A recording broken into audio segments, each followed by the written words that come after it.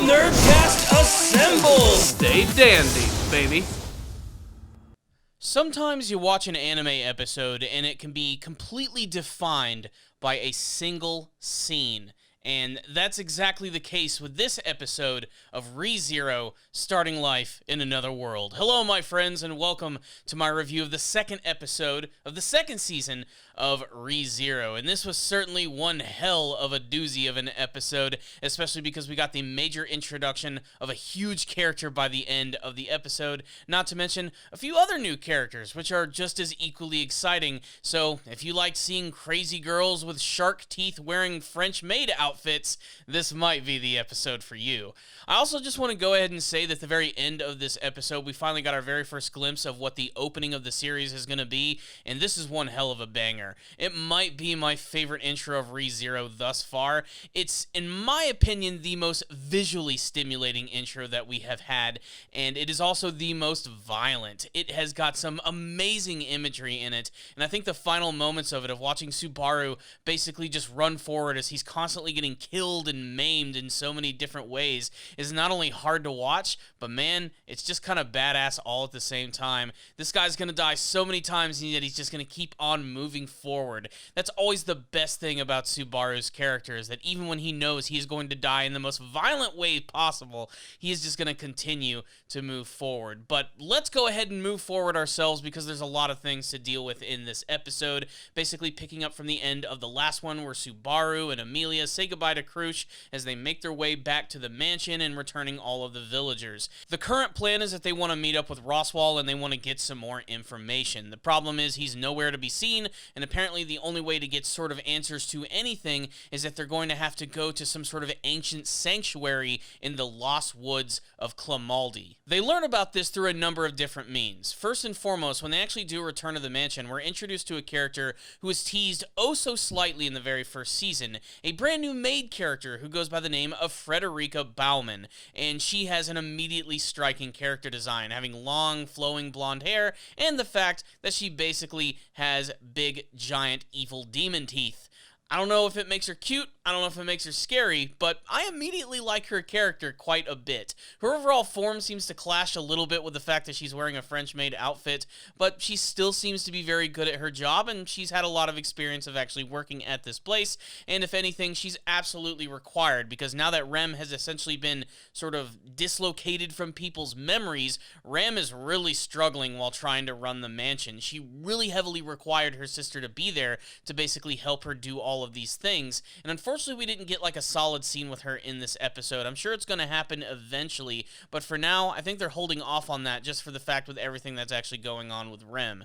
Subaru actually tries to meet up with Biko, otherwise known as Beatrice, the woman who runs the library, and this is where things start to get really interesting and stuff that just kind of goes over my head, because of course he decides to show her that book that he took from Beetlejuice, and she immediately starts to get a little freaked out at this moment. She doesn't show it all that much, but she's a little shocked over the prospect that he actually has this book, and the implication is that she has some sort of relationship with him, at least in the past. I don't know if it's just something where they work together, they had some sort of friendly relationship. I don't know really what it is, but there's something going on here that's very strange, and it manages to get under her skin to the point where she ends up basically banishing Subaru from the room, but also giving him a little bit of advice of what he's actually going to have to do. In order to receive these answers, he's going to have to go to this mysterious sanctuary. The good news is he's actually going to be receiving some help from Frederica herself. She's actually going to be solely responsible for allowing them to enter their way through the Lost Woods and make their way to this ancient sanctuary.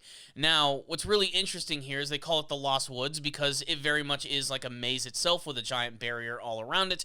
You just can't make your way through. It's as simple as that. In fact, just by calling it the Lost Woods, it kind of reminds me of the Lost Woods from The Legend of Zelda. You're not just going to be able to tiptoe your way through the forest. No, there's going to be some sort of secret method in order to make your way through. The other method of actually making their way through this forest is that they're going to have to use this mysterious stone, which Frederica ends up giving to them, and it's worn as a necklace by Amelia. As they're getting ready to leave, we also get to learn that there is a brand new maid in the mansion, and it's none other than Petra, who looks stupid adorable in the actual costume. And she's a lot more loud and boisterous and not as composed as some of the other maids that we've seen in the series thus far, but she's got a lot to learn, and with Frederica helping her out, I'm sure it's going to be okay. Getting back to Frederica again, she also mentioned mansions, and then when they make their way to the sanctuary, they're going to have to look out for someone who goes by the name of Garfield. I can't really tell you anything about this character. I'm just assuming that he hates Mondays and he loves lasagna. I'm Gazorpazorp fucking Field, bitch. For those who get that reference, you get a thumbs up. The episode ends with Subaru and Amelia as they make their way to the Lost Woods, where they reminisce a little bit about the fact that Puck is basically not around. This is something that's been a little weird, especially because in the last episode, Puck basically told Subaru to look out for Amelia. So I'm not quite sure what's going on with him.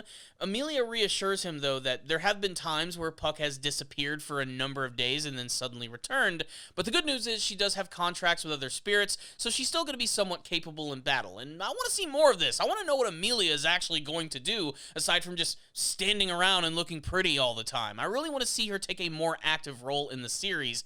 However, that's pretty much all immediately dashed when they actually start to make their way through this, like, forbidden forest, where suddenly that weird necklace starts to glow. They're suddenly at the ancient sanctuary, but Amelia has been completely knocked out, and Subaru is the only one that is there. As he's making his way through the woods, he runs into some small elf girl with pink hair who suddenly decides to run away, essentially leading him to this ancient sanctuary, which suddenly transports him to a beautiful field of grass. And sitting atop its highest hill is a brand new character, a mysterious woman with long flowing white hair who goes by the name of Echidna, and she is none other than the Witch of Greed.